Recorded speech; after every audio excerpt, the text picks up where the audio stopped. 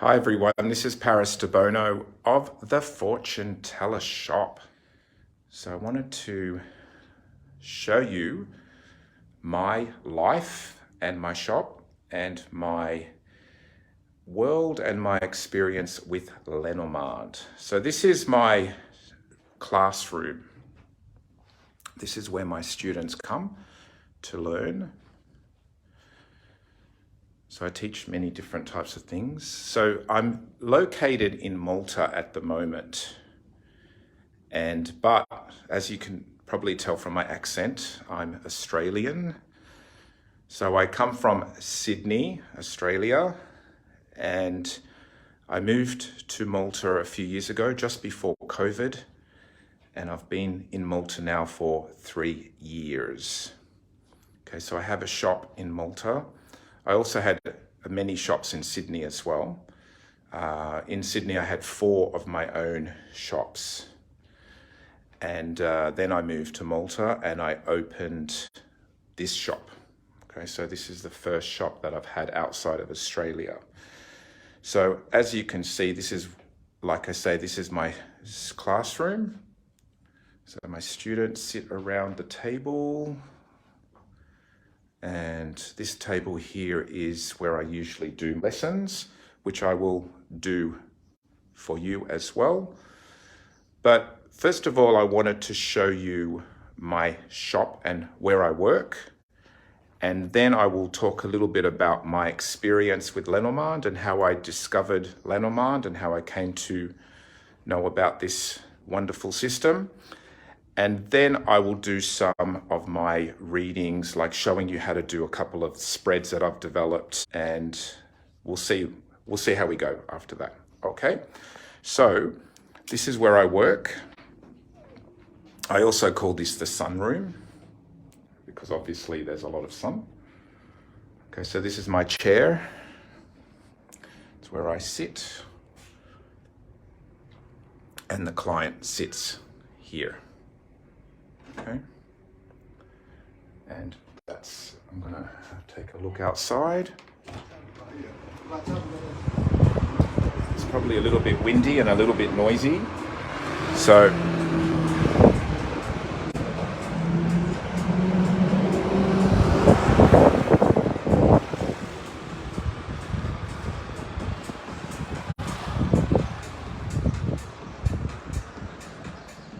as you can see, I live right across the road from the sea. So the sea is just there. And this is my shop.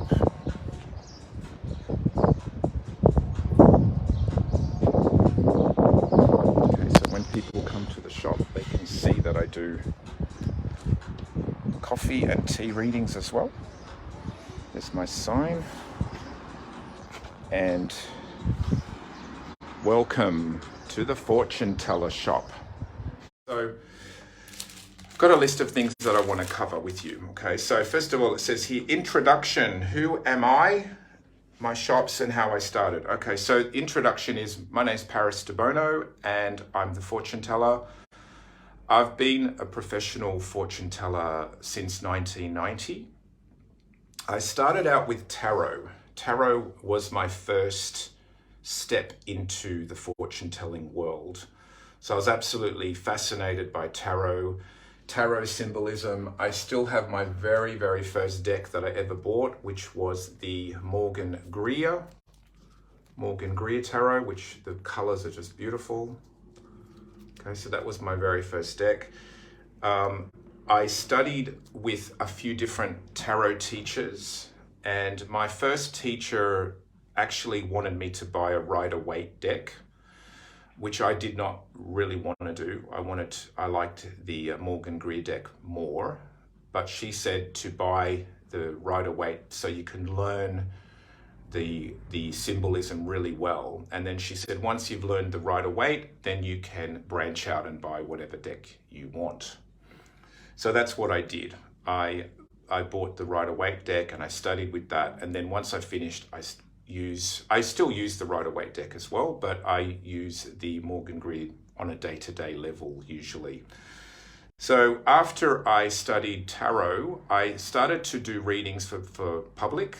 I started to, to get paid for doing this work.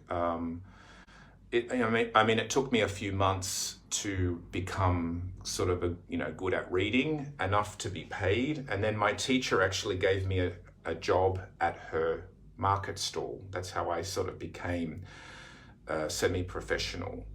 So after about 3 years of doing tarot, my teacher invited me to go to an astrology seminar class. And I wasn't a big fan of astrology at the time. I mean, I do it now. There's my astrology wheel that I use for my clients. I wasn't a big fan of astrology because I thought it was too technical, and I'm more of a visual person, and I studied art at university, so I was more of a visual artist. That's why I liked tarot, because it was very visual. So anyway, I went to the astrology class, and I just really liked the teacher. She was just an amazing teacher, and so I found myself doing astrology class 4. That was for 3 years. So by then I'd been doing tarot for about 2 years. I did an astrology course for 3 years. After the astrology course, my astrology teacher happened to mention that she also reads palmistry. So I was fascinated with that as well. And so I begged her to teach me that. So she put a palmistry course together, and I joined that. And that was about 2 years. And then I also had a second palmistry teacher as well. I sort of had a few teachers along the way. So after I studied tarot, astrology, palmistry, then I started to look at oracle cards and gypsy cards, and I started to branch out into those things. And because I'm an artist, I also started to design. So I started to design my own gypsy cards. So these are an example of my gypsy cards. Okay. So I hadn't discovered lenomand yet. Okay. So I was sort of in the world of fortune telling, but I'd never seen anyone read lenomand. Now, what happened was one time I went to a mind-body festival, and I saw a packet of lenomand cards on a shelf, and I remember they were $5 for a deck. So because they were so cheap, I bought them. And I sort of took them home, and I was looking at them, and I thought, oh, these kind of remind me a lot of my gypsy cards. You know, like in my gypsy cards, for example, I have the heart. Okay. I have, well, this is a merman. We have a violet, but it's kind of like the flowers. We have Medusa, an apple, and we have Pegasus, and we have a ring. So I was thinking, okay, these lenormand cards are very similar to my gypsy cards. And at that point, I had started teaching a lot of students my gypsy cards as well. Anyway, one day, one of my students came to my shop, and she said that she joined a lenomand group on Facebook. And I thought, oh yeah, lenomand, that's those cards with the tower and the bear and the mice. I thought, oh yeah, they're kind of funky, but I don't really know if they work. So I joined the lenomand study group as well. So when I joined it, I started to show my own cards because I thought they're very similar, they've, similar symbols, and people were getting very excited, show us more of your cards. So I started to show them my gypsy cards and my other types of cards. I also have like a gypsy card board, for example. Okay, so these are like little cards, but they're kind of, they've got some similar meanings to lenormand. Like, for example, we have the key. Okay, we have the fox here. We have the sun. So they're kind of like, but there's also different ones. There's also like sort of the sphinx. We have the crown. Okay. So I started to share my own systems And people at first in the lenomand group were excited because it was new. Who is this Paris dude, this Paris guy from Sydney? So people were encouraging me to share my own work. But then there was also people that were getting annoyed with me because I was not sticking to lenomand, okay? So I had the people that were sort of wanting to see my work and people who were saying you shouldn't be in this group because you're not a lenomand reader. So what happened was there was a schism happening in the group. So I continued to do my gypsy cards, and I also continued to study lenomand the traditional way. Okay, after a while, people were it was getting very political in the lenomand world back then, and there was a real cliques were going on. You know, we even started calling people the lenomand police back then too, because people were being very like, oh no, that's not lenomand, that's not how you read lenomand, you have to read it like this, you know, whatever.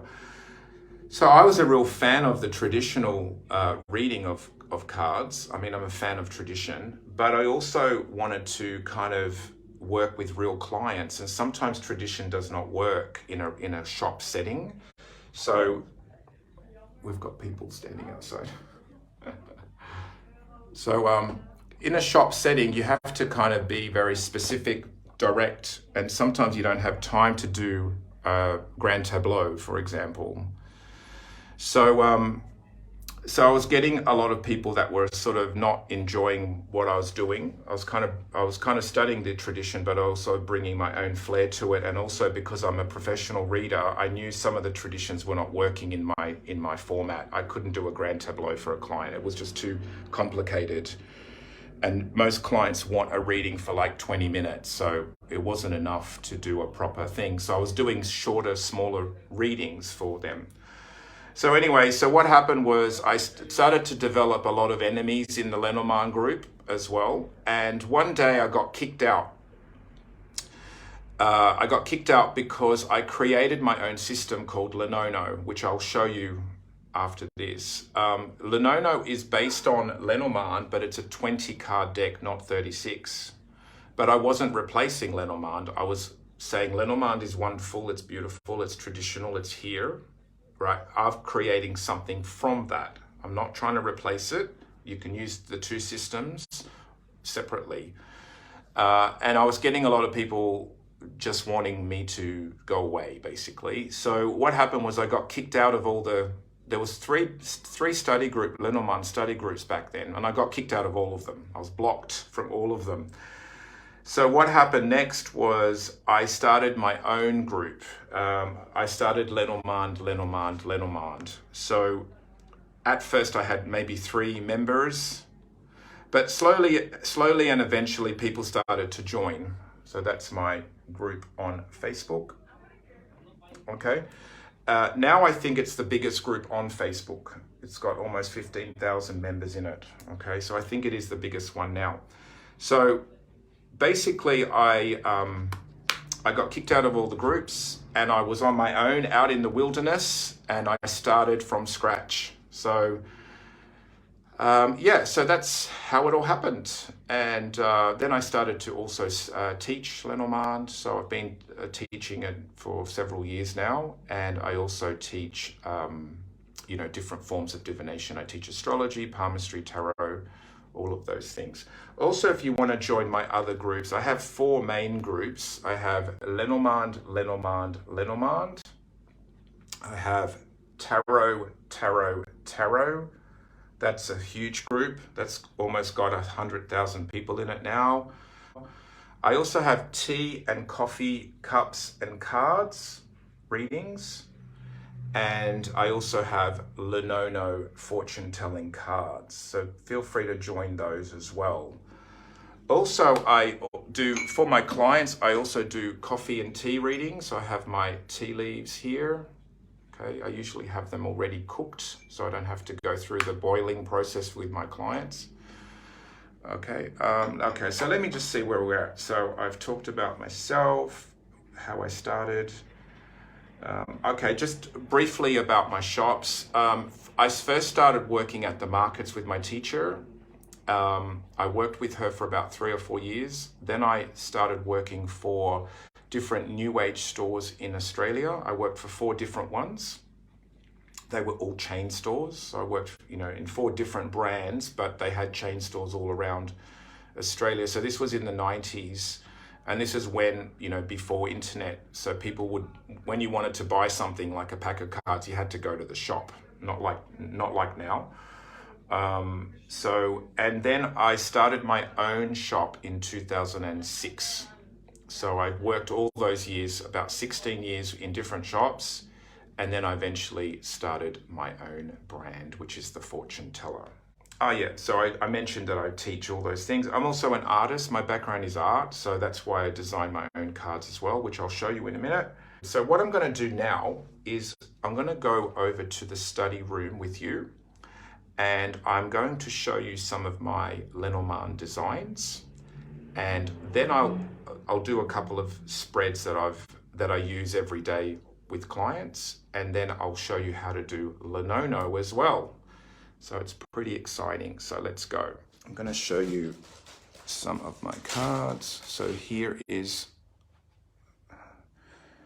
this one is called the Modern Classic. Okay, so it's a classic deck, but it's modern photos. So I've basically made it very, very traditional. So I've stuck with the very traditional images, but in a photography format. I always recommend this deck for my students because it's simple and there's nothing to get confused about, okay? So some decks are very arty and very creative, but not very practical, especially for a beginner. Okay, so they've got the inserts, okay, which are very important, and the number. And when I designed this one, I made sure it was very, very clear. Another thing I often do is I make the numbers quite big for people that have problems with seeing, like eyesight, especially older people that might have difficulty. So this is called the Lenormand beginners deck. So again, the numbers I try to make quite big for people that have difficulty seeing, but also when you do a grand tableau, I like to see the numbers very big as well. This deck and this one, both of these I recommend for beginners. This one's color coded, so the clubs are green, the hearts are pink, the spades are purple, and the diamonds are yellow, and they have keywords on them as well. Again, these are for the beginners that I always recommend for beginners. Okay, I'll show you the lady, she's quite pretty. Where did she go? She's shy now, come on. There she is, okay. Oh, there's him, there's the gentleman as well. Okay. So these two are probably my biggest sellers, those two. And I do recommend them a lot too, so that might be why. The next deck I have is called the Art Gallery. These were, my artist background. Went into art history and I used art history images. So it's a little bit lush, this deck. It's gold as well. So I do love the traditional lenomand. As you can see, I make sure I put the inserts, the numbers, the inserts. So I never mess with the traditional lenomand system. It is what it is, and it works the way that it works. Okay, this is another one. This is called the Fortune Teller deck. Okay, Fortune Teller, and this one's also color coded. So the diamonds are yellow, the clubs are green, the spades are purple, and the hearts are red. Okay, so this one doesn't have keywords though.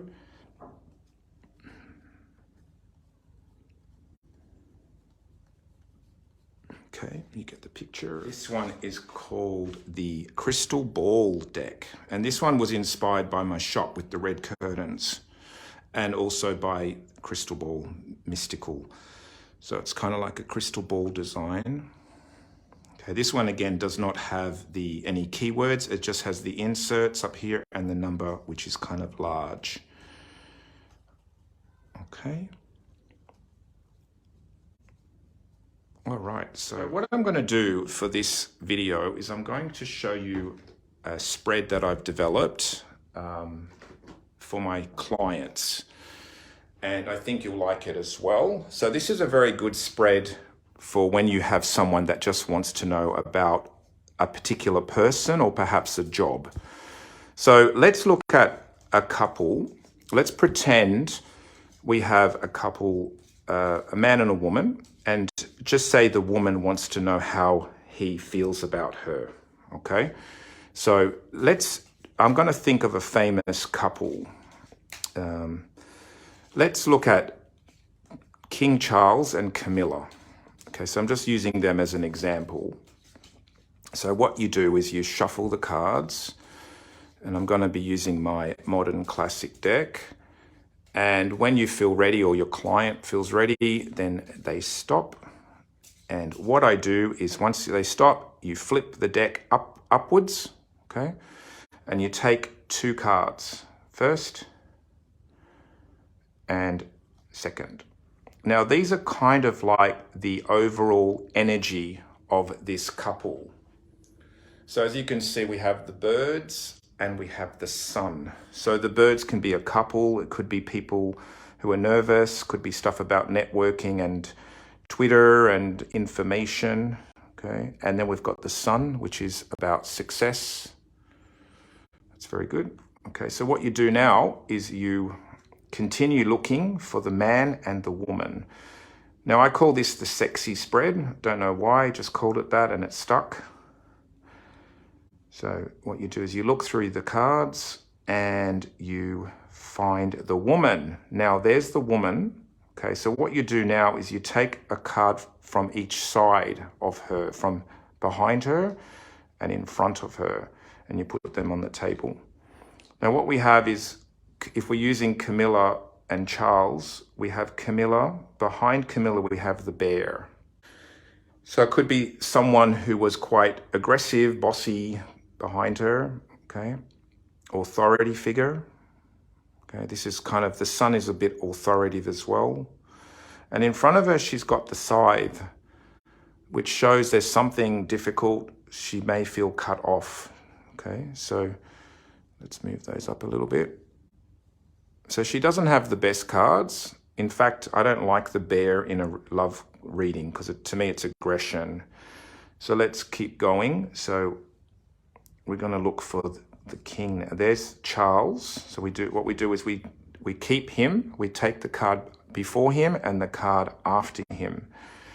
So if we look at Charles, we've got the rider behind him. So it shows there's a young man behind him. Now that could be Prince William. It's almost like a young man coming up through the ranks, okay? Could also be Harry too, but I'm thinking it's probably Prince William because it's kind of like right behind him, like the next king in line. And we also have the clouds in front of Charles. So he's got a lot of worry and concern. So Camilla and Charles, both of them look very uneasy. It sort of shows success with the sun and communication, perhaps media, projecting an image out into the world through the media, but she feels looks like dominated by somebody behind her and feels quite cut off or wants to cut off.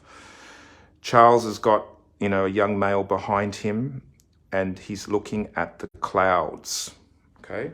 So if you had a client, you could explain this to the client very, very quickly. It's taken me 3 or 4 minutes to do that.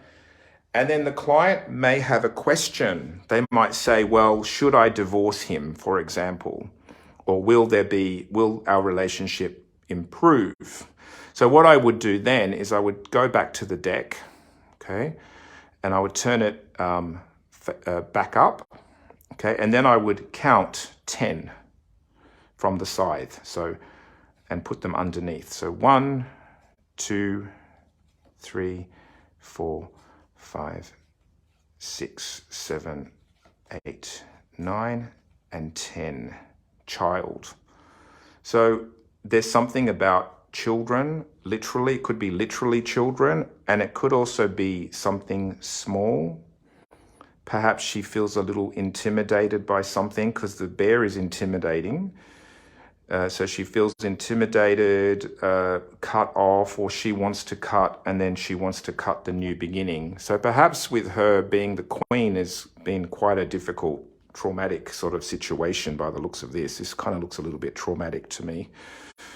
Perhaps she feels, like overwhelmed. A child would feel overwhelmed as well. So I'm going to pull out so what you can do now is you can go anywhere, but I'm going to just count another one for the 13. So 1, 2, 3, 4, 5, 6, 7, 8, 9, 10, 11, 12, and 13. Stork. Yeah, something about children here. Perhaps grandchildren, perhaps William's children. It could be another child along the way. Obviously not for Camilla, but there may be like a new birth coming or talks of children. So it's almost like she feels cut off and then sort of talks about children. Perhaps the children will dominate in the future. So even though she's kind of queen, consort, or whatever that's called, it's almost like the children are going to dominate. Perhaps the children will cut her as well as time goes on, as they get older. So they may not kind of focus too much on Camilla. That could be one way of doing it. Now, what I can do is let's just quickly look at what Charles is going to do. So he's in the clouds, head in the clouds. So number 6, 1, 2, 3, 4, 5, and 6. Anchor. So he's staying put. So even though he's cloudy, he's not going anywhere. That's an example of what I call the sexy spread. It's simple, it's direct, it tells a story.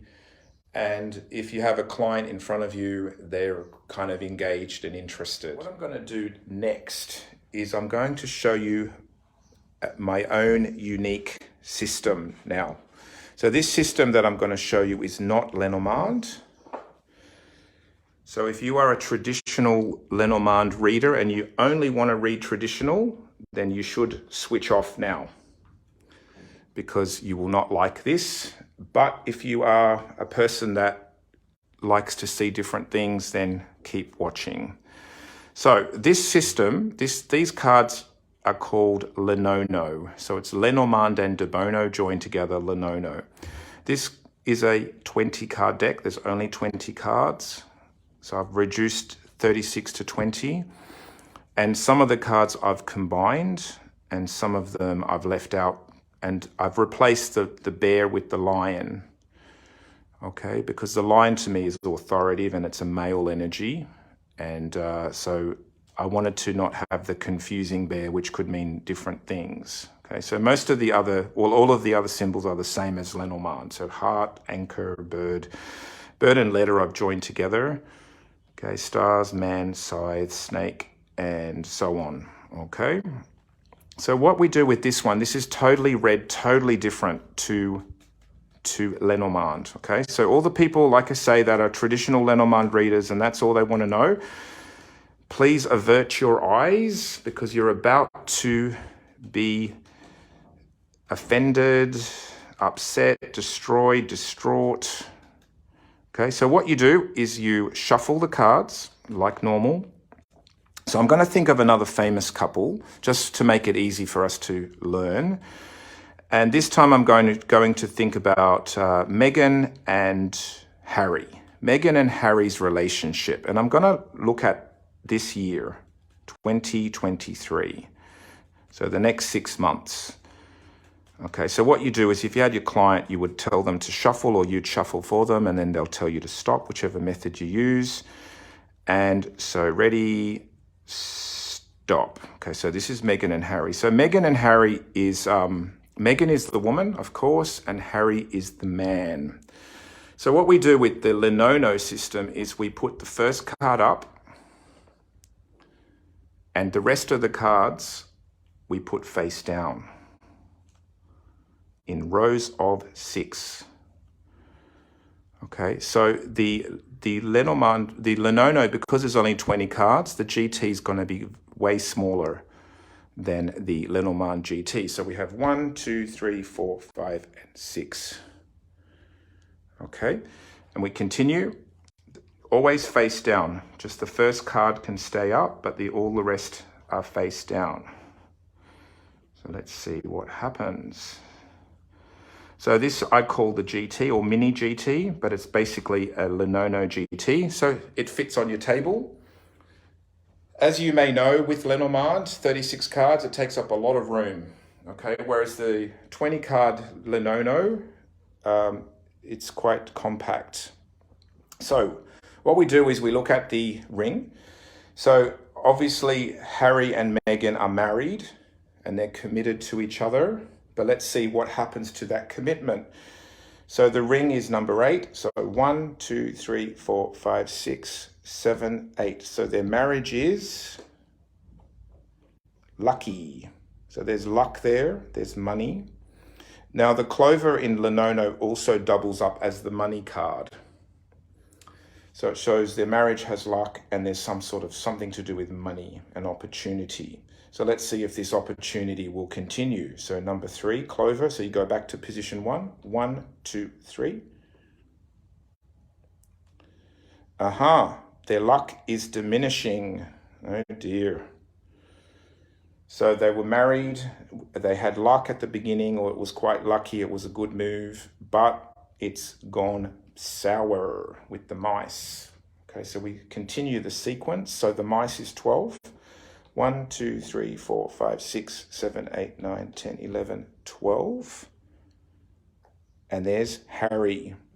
Now, Harry has a problem because Harry is looking out of the GT. Now, what that tells me is he's not really engaging anymore in the reading. He wants out. Now, he's turned his back away from the ring. It's very, very far away. So that's not a good sign either. So if I had this couple in my shop, I would say to them, it looks like your marriage is suffering. It started off quite nicely, but it's gone a bit yucky. And your partner, the male, Harry, is kind of looking outside. He doesn't know where he's going. Okay, so let's keep going and see what's going to happen to this couple. So Harry's card is 14. If you notice, lenormand and lenono numbers are totally different. Okay, so 14 is the man. 1, 2, 3, 4, 5, 6, 7, 8, 9, 10, 11, 12, 13, 14. So Harry is, but he's still sort of Lily. To me, Lily is a bit like peace and peace offering and attraction. So he's still wanting something good to happen. It seems like he's on his way out, but he is possibly hopeful or trying to be patient. I see the Lily card as a patience card as well. But let's see, and it's also attraction, sexual attraction. It's sort of got a lucky vibe with the clover here, but it's sort of, he's sort of out the way, so that's not a good sign that he's over there. But let's keep going. Number 13, 1, 2, 3, 4, 5, 6, 7, 8, 9, 10, 11, 12, 13. So the lily is surrounded by a snake. So something's contaminated the beauty of their relationship. So the attraction, the beauty of the lily has now diminished. Now, the snake could also, as you may know, is also another woman. So there may be another woman also involved that we don't know about. Okay? If it's not another woman, it could simply mean that a third person has caused an interference of some type. So again, if I had this client with me in the shop, I would say to them, there is beauty and there is luck, or there was, but he's turning his back, and it also shows me that there may be someone interfering in the relationship. So let's keep going. Number 7, 1, 2, 3, 4, 5, 6, and 7. And the sun, and this is it. Okay, now, so when the sun comes up in lenono, this is all the cards want to tell you at this point. Now the sun, the reason I say that is because the sun is number 1 in this deck, and number 1 goes back to position 1, and then the reading has stopped. Now what I would deduct from this if I was with a client is Harry, the male, is over there, and he has all these cards that have not turned around him. So that means he really does not know where this is going. These are called mystery cards. When they don't turn, it means they haven't revealed their message. Their message is still hidden, right? So at this point, if I was with a client, I would say, look, your partner, if I was talking to the female client, the woman, I would say, your partner seems like he wants to leave. He doesn't know what he wants to do. He's unsure of his future. You know, he was committed. There was luck, but the luck has diminished. He wants out. He's still hoping that there's beauty and attraction, but that seems to be difficult with the snake. And this is what's so. Okay. And I would also emphasize to the client, these cards have not turned. So what I would do next is I would have to look for our female client. Female client is number 15 in the lenono. So male is 14, female is 15. So let's go and number 15. So that's 6, 12, 13, 14, 15. So this is Megan now, Megan's energy. So she has the lion. Now the lion is authority. In the lenono deck, it's authority, it's a boss, it's usually a male. So it could be a company she's working for or working with. It could be the king, could be King Charles, because he's obviously the boss. It could also be that she has to deal with a male person, possibly her father as well. Okay, and as if I was doing a reading for her in real life, I would go a bit deeper. I've got other little techniques that I can find out who this is, but I don't want to sort of go into it right now, which we'll see what happens. So let's continue. So she's feeling dominated, or there's another male besides Harry that's kind of influencing her a lot because it's in her house. Now 19, so 6, 12, 13, 14, 15, 16, 17, 18, 19. So this male, this authority figure looks like business. So Fox to me is someone who possibly is taking advantage, or someone who's smart or who's calculated. So it shows she's dealing with a bossy person or someone in charge. Could be a manager of hers, could be someone who works for her, but he's in charge. Seems like he's quite savvy. Okay, number 17. So that's 6, 12, 13, 14, 15, 16, 17. So this foxy man is sending messages. Possibly it could be someone who's in charge of her messaging. I mean, it could also be saying that she's talking with a male in a sneaky way, or a sneaky male is talking to her. But it's not really about Harry. It's more about this powerful male energy. So let's keep going. Number 5. 1, 2, 3, 4, 5. And we have the moon. So the moon is showing it's something to do with reputation. Could possibly be a press agent, or perhaps someone's advising her about how to be in public, because the moon now is about public, how you appear in public. I've also noticed the moon card also is a bit like the tarot moon. I know that's blasphemy in some lenomand circles, but what I've noticed just by working with clients is the moon often means indecisive as well. Okay, and that's the cards teaching me how to read them. So, I used to read it like reputation and being seen, but this one I've noticed is very similar to the tarot moon, moody, unclear, uncertain. Interestingly, Harry, they're near Harry as well. I would also look at this. So talking in an uncertain way, talking to the public in a moody way. His messaging is moody, okay? Possibly he's also having emotional traumas, because the moon is emotional, okay, in the lenono system, which is what we're doing here. Number 2, 1, 2. So the moon is bringing, feeling of detachment. So if we recap Megan, there seems to be a dominating force. Could be a male, could be a father, could be her father-in-law. It could be someone that she works with or for. This person is very, very smart and cunning. He knows how to communicate. He knows how to reach the public.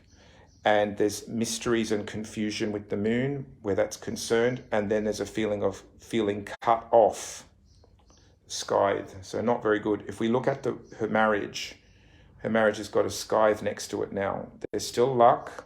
There's still brightness. But it's on top of us. The brightness is on top of a snake.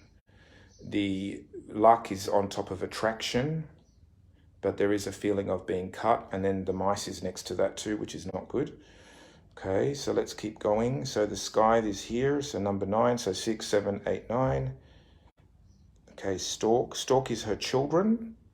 Okay, so her children, in a lenono, stork represents travel and move and change, but it also represents children.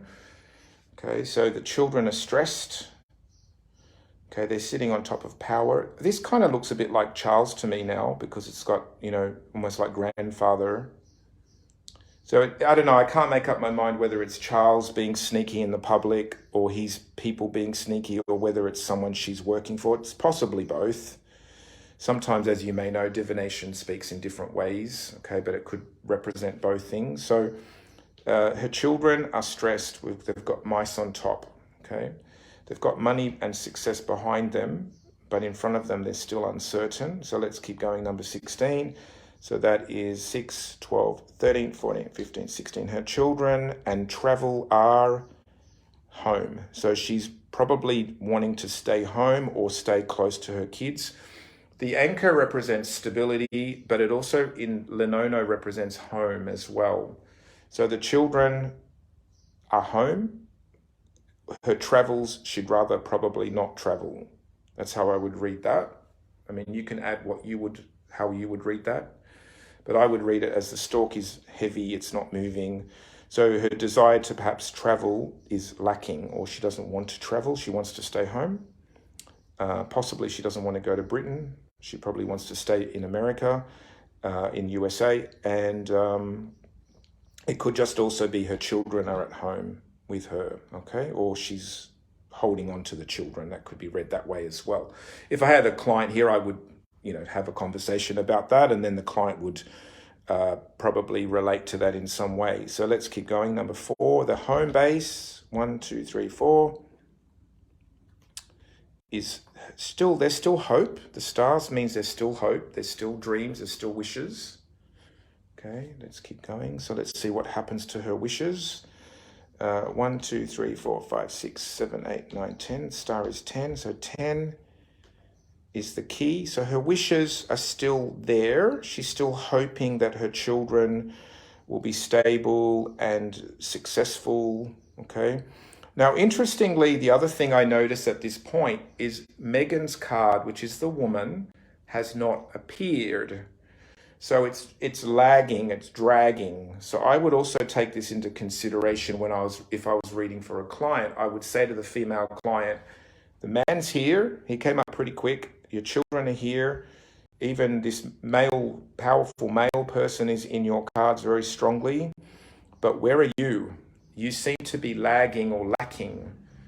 And then I would question whether she feels disempowered because she's not coming out quickly in the cards, see?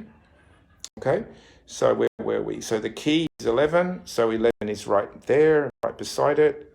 She's open, and there she is there. Okay, so now she's popped up. Now Megan is back to back with Harry. So that tells me that they are physically in the same area, meaning they probably see each other, probably sleep in the same bed even, because they're back to back, but they are not seeing eye to eye. They're actually looking away from each other. They're divided. Harry is looking out into nowhere. She's looking at the key. The key are her kids. The key is her money and her kids, and the key is success. So the key for her is successful children and money. Okay, but unfortunately, it looks like Harry and her are not seeing eye to eye on how this is all going to come together. Okay, now what happens next is the woman is 15. So if we count 6, 12, 13, 14, 15, the reading has now stopped again. Okay, so if I was reading for a client, I would say to them, this is all that your cards want to tell you, and then I would elaborate on any questions they might have, etc. But I would also say to them, now I would also point out to Megan, I would say there's one thing that I wanted to see that is missing, because these 3 cards will not flip now, okay? I would say to Megan, I want to see the heart. So the clouds didn't open up, neither did the heart. So I would say to her, the heart is missing because it didn't flip. Okay, it's hidden. And the clouds are also didn't flip. And the last one is the cross that also didn't flip. So the fact that the clouds didn't flip is good because we don't need those. We don't want the clouds. We don't want the cross either. That's good. But we do want the heart because this was a love question. I would really question this couple that they might not feel love for each other in the near future. I think they'll stay together because they're physically together, but they're not looking like a united team. If we also notice they're very, very far away from the ring, which is the commitment and the marriage, and the ring is next to some negative. It's got some positives, so I would also indicate they're not ready to fully split because they've got negatives and positives. So they're sort of like half and half, but I can very much see that they've thought of splitting already. And, you know, the thing that really knocks it down for me is not having the heart at all. The heart stayed upside down. Okay, so that is how you read lenono cards.